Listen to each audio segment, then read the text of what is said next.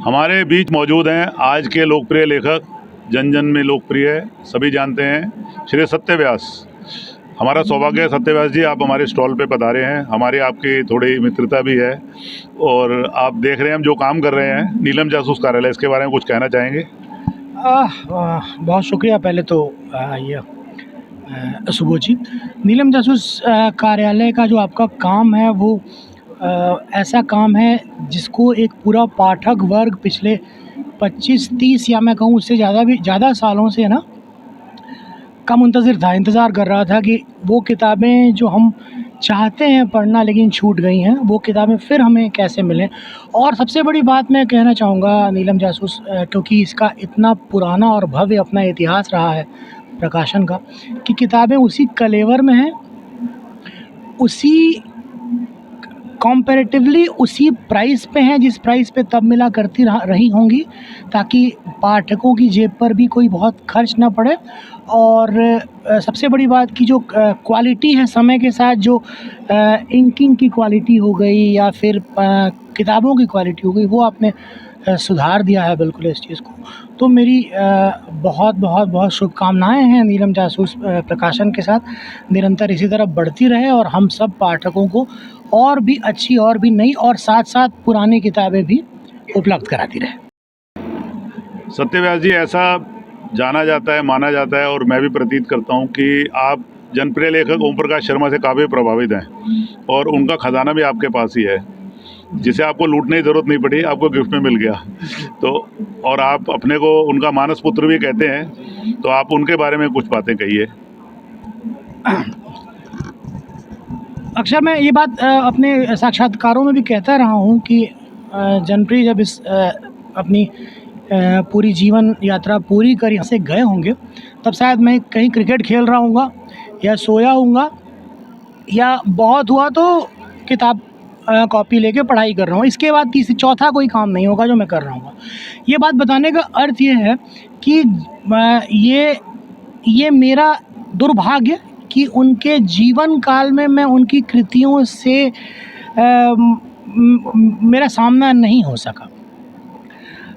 लेकिन जनप्रिय ओम प्रकाश शर्मा की किताबें मैं उसके पहले से जानता रहा था, क्योंकि मेरी माता जी उन्हें पढ़ा करती थी। अब मैं आता हूँ उनकी किताबों पे। जब मैंने पहली बार जनप्रिय को पढ़ा ना, तो वो एक इंसान मुझे ऐसा लगा जो एक प्रॉपर बाइफर्केशन करता है पल्प फिक्शन और लिटरेचर के बीच की जो दीवार होती है ना, वो वहाँ खड़ा इंसान दिखता है मुझे, जिसे मुझे ये बात मानने में कोई इनकार नहीं है कि पल्प फिक्शन में भी बहुत सारी किताबें ऐसी लिखी गई जो बेहद बुरी हैं, लेकिन उस वजह से आप किसी ऐसे लेखक को जो कि साहित्य का अग्रदूत बन सकता था, आपने उसे उस तरफ ढाल दिया, क्योंकि उसकी किताबों की पृष्ठ जो है वो लुगदी में आया करते थे। उनकी कोई किताब ऐसी नहीं है जो आप पढ़ें और आप अगर आप अनबायस्ड माइंड से सोचेंगे इस बारे में, तो आप और अपने प्रति भी अगर आप ईमानदारी दिखाएंगे, तो आप ये कहेंगे कि वो आदमी सो कॉल्ड, जिसमें हम कोट अनकोट में लुगदी को रखते हैं, उसका लेखक नहीं था। हालांकि उन्हें उस बात से भी कोई परेशानी नहीं थी, हम सबको भी इस बात से कोई परेशानी नहीं है कि आप उसे किसी भी ढर्र में लेखक रख दें। जो एक शेर है ना कि जहाँ रहेगा वहीं रोशनी लुटाएगा, किसी चिराग का अपना मकान नहीं होता। तो आप उन्हें कहीं रख दें, उनकी किताबें।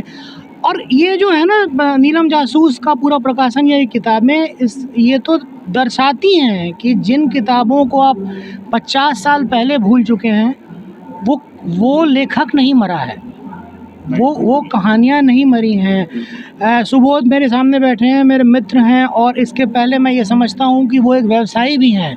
अगर उन्हें यह बात दिखाई पड़ती कि इन किताबों से उनकी कोई आमद नहीं बढ़ेगी, तो सुबोध शायद इसमें नहीं आते, क्योंकि हम सब लोग पैशनेट ज़रूर हो सकते हैं, बट साथ की साथ ये भी देखना होगा कि इसमें बाइंग पावर अब भी बचा है कि नहीं बचा है। जनप्रिय की किताबों में अभी नहीं, आने वाले 100-200 सालों में भी वही बाइंग पावर बची रहेगी। वो जहाँ भी हैं हम सबों को आशीर्वाद देते रहेंगे।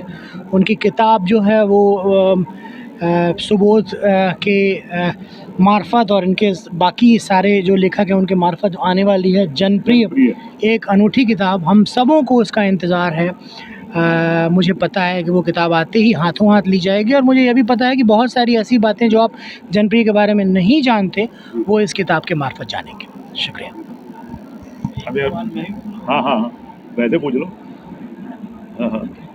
सर, इंटरनेट और सोशल मीडिया के दौर में नई पीढ़ी को उस पुराने दौर पे हम लोग किस तरह से सही तरीके से जोड़ पाएंगे, क्योंकि ये एक एरा था जो गुजर गया, और अब 15 सेकंड की रील वाली जनरेशन है, उसको हम इन उपन्यासों में किस तरह से जोड़ पाएंगे?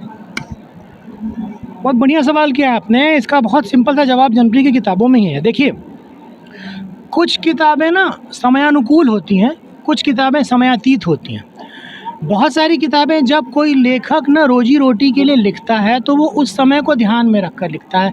हम सबों को पता है, अगर हम लोगों ने पल्प फिक्शन पढ़ा है या यूं भी, कि 71 के वार के समय ऐसा कोई लेखक नहीं था जिसने उस पर किताब नहीं लिखी हो। सब ने उसको भुनाने के लिए कुछ ना कुछ किताब 71 के वार में लिख दी। किसी का जासूस चला गया, किसी ने प्लेन पलट दिया, किसी ने कुछ किया, सबों का है। वो समयानुकूल किताब थी, सबको 71 के बारे में पढ़ना था, उससे चीज़ें ले लेनी थी। मैंने मीना कुमारी पे एक किताब लिखी है। मुझे लगता है कि पल्प के दौर में कोई 60-62 किताबें मीना कुमारी के मरने के 2 महीने के अंदर में आ गई थी, जिन्हें भी इच्छा थी कि वो पता है कि वो सच कर सकते। समयानुकूल किताबें। जनप्रिय की किताबें या वैसी किताबें जो समयातीत किताबें होती हैं, उन किताबों का समय के गुज़रने या नहीं गुज़रने से कोई फ़र्क नहीं पड़ता। मैं कह तो रहा हूँ कि मैंने कभी नहीं पढ़ा था उन्हें, और 98 में जब वो इस दुनिया से चले गए होंगे, जब के बाद का उनका लेखन नहीं है, तो मैं किशोर रहा हूँगा।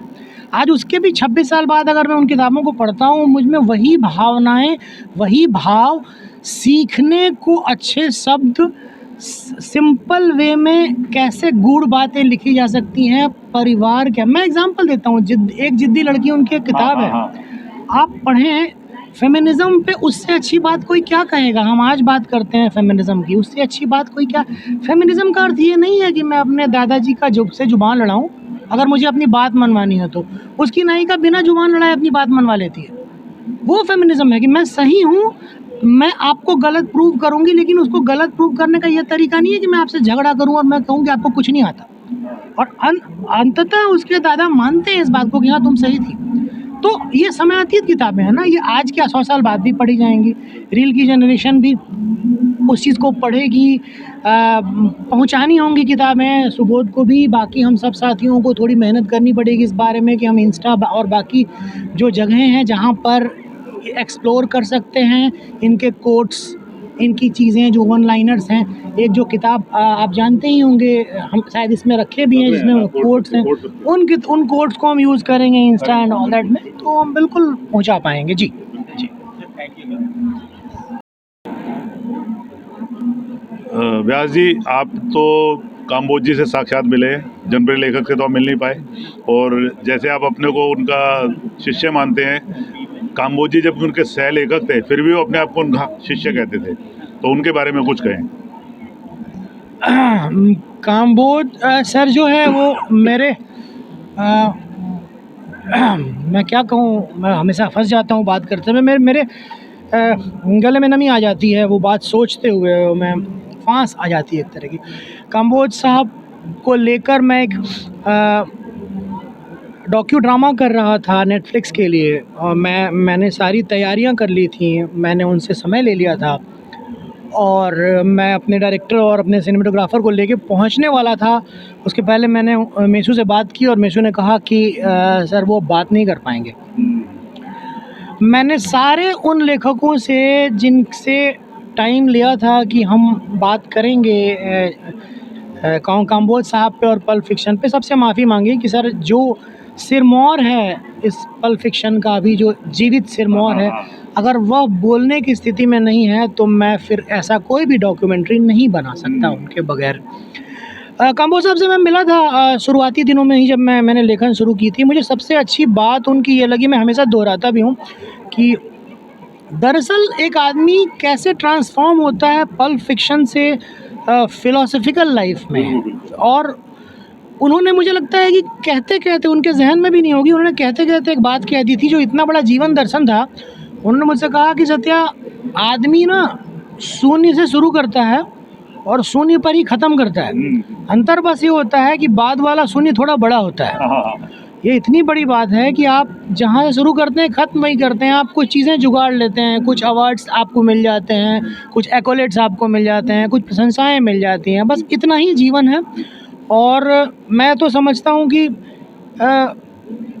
मतलब वो लोग कभी बैठते होंगे और ये अगर जैसे हम सोच पाते हैं, शायद वो नहीं सोच पाए होंगे अपने जीवन में। हम सोच पाते हैं कि अगर कोई आदमी 400 किताबें लिख रहा है और 1250 किताबें उसके नाम पे फर्जी लिखी जा रही हैं, ये अपने आप में ही कितनी खुश कर देने वाली बात है, कितनी खुश कर देने वाली बात है कि मेरे नाम से कई घर चल रहे हैं।